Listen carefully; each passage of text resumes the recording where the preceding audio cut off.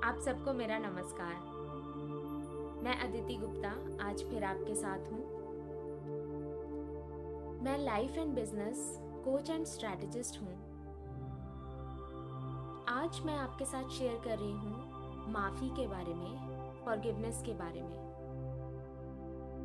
कई लोग आते हैं मेरे पास और कहते हैं कि मैं अपने आप को माफ़ नहीं कर पा रहा, मुझसे ऐसी गलती हो गई।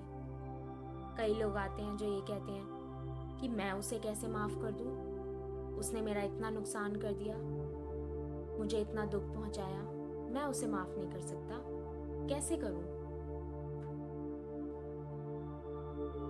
तो इसलिए मैं आज आपके साथ फॉरगिवनेस के बारे में बात कर रही हूँ। देखिए, फॉरगिवनेस का कॉन्सेप्ट बहुत बड़ा है और फॉरगिवनेस या माफ़ी हमेशा खुद से रिलेटेड होती है, खुद से कनेक्टेड होती है।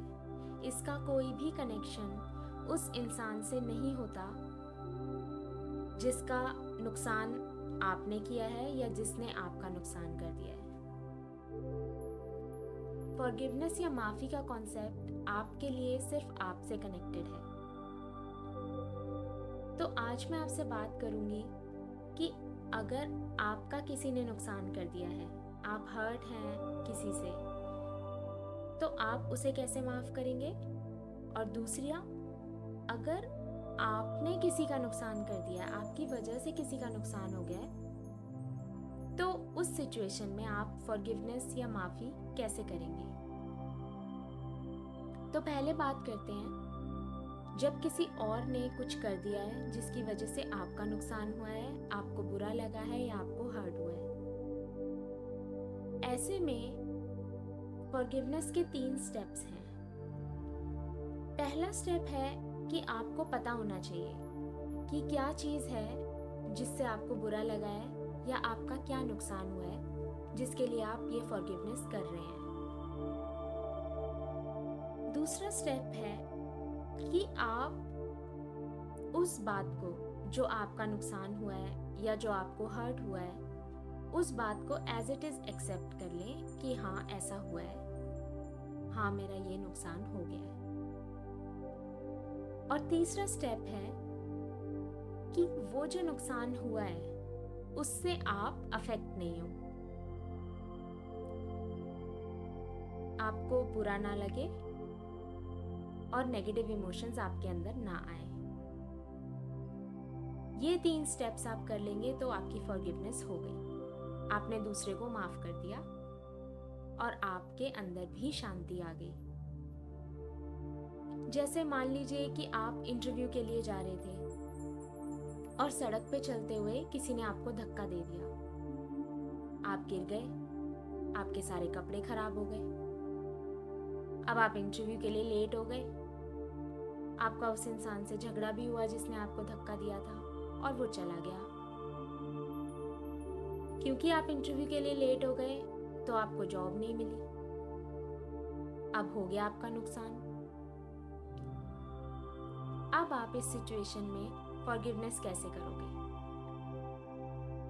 इसमें सबसे पहले आपको पता होना चाहिए कि क्या बात है जिसके लिए आप फॉरगिवनेस कर रहे हैं। वो ये है कि किसी ने आपको धक्का दिया, आप गिर गए और आपका इंटरव्यू मिस हो गया, आपको जॉब नहीं मिली, ये आपका नुकसान हुआ है और इसलिए आप फॉरगिवनेस कर रहे हो। दूसरी बात है, दूसरा स्टेप है कि आप इस बात को एक्सेप्ट कर लो कि किसी ने आपको धक्का दिया, आप गिर गए और आप इंटरव्यू के लिए लेट हो गए। एक्सेप्ट कर लिया।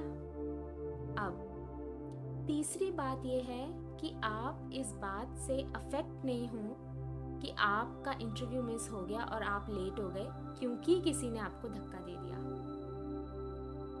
उस समय आपको गुस्सा आया होगा, फ्रस्ट्रेशन हुई होगी, सारे नेगेटिव इमोशंस आए होंगे, लेकिन अब जब आप फॉरगिवनेस कर रहे हो और इसके बाद आपको इस बात से अफेक्ट नहीं होना, आपको बुरा नहीं लगना चाहिए, आपको फ्रस्ट्रेशन नहीं हो, आपको गुस्सा नहीं आए, ये आपको करना है। जब आप ये 3 स्टेप्स कर लेंगे तो आपकी फॉरगिवनेस, आपने इस सिचुएशन को फॉरगिवनेस दे दी। अब हम बात करते हैं तब की जब आपसे कोई गलती हो गई है और आपकी वजह से किसी और का नुकसान हो गया है, किसी और को बुरा लगा है, तब आप फॉरगिवनेस कैसे करोगे। इसमें भी यही 3 स्टेप्स हैं। पहले आपको पता होना चाहिए कि दूसरे का क्या नुकसान हुआ है और उसे क्या बुरा लगा है। सेकंड स्टेप, आप इस बात को एक्सेप्ट करें कि आपसे ऐसा हो गया है, दूसरे का ये नुकसान हो गया है और उसे बुरा लगा है। ये बात आपको एक्सेप्ट करनी पड़ेगी। और फिर तीसरा स्टेप है कि इस बात से आप अफेक्टेड नहीं होंगे, आपको बुरा नहीं लगे, गिल्ट ना आए आपके अंदर कि मैंने तो ऐसा कर दिया और दूसरे का नुकसान हो गया। नहीं, आप अफेक्ट नहीं होंगे, लेकिन हाँ, आप फ्यूचर में याद रखेंगे कि किसी और के साथ ऐसा ना हो, आप किसी और का इस तरह से नुकसान नहीं करें। ये हैं 3 स्टेप्स जो फॉरगिवनेस देंगे उस सिचुएशन को जब आपसे किसी का नुकसान हुआ है, आपसे कोई गलती हो गई है। आपको ये याद रखना है कि जब भी आप किसी सिचुएशन में फॉरगिवनेस कर रहे हैं तो वो सिर्फ आपसे कनेक्टेड है, उसमें इन्वॉल्व्ड दूसरे पर्सन से कनेक्टेड नहीं है। ये है फॉरगिवनेस का कॉन्सेप्ट और ये हैं 3 स्टेप्स फॉरगिवनेस के। आपकी कोई क्वेश्चंस हैं, आप कुछ कहना चाहते हैं तो कमेंट बॉक्स में ज़रूर लिखिए। अगर आप चाहते हैं कि मैं किसी टॉपिक पे वीडियो बनाऊं तो आप कमेंट बॉक्स में लिखिए ताकि मुझे पता चले। और किसी भी इंफॉर्मेशन के लिए, किसी भी जानकारी के लिए आप मेरी वेबसाइट देख सकते हैं जो नीचे यूट्यूब डिस्क्रिप्शन बॉक्स में दी हुई है। आप चाहें तो इसे नोट भी कर सकते हैं। ये है theaditigupta.com, यानी theaditigupta.com।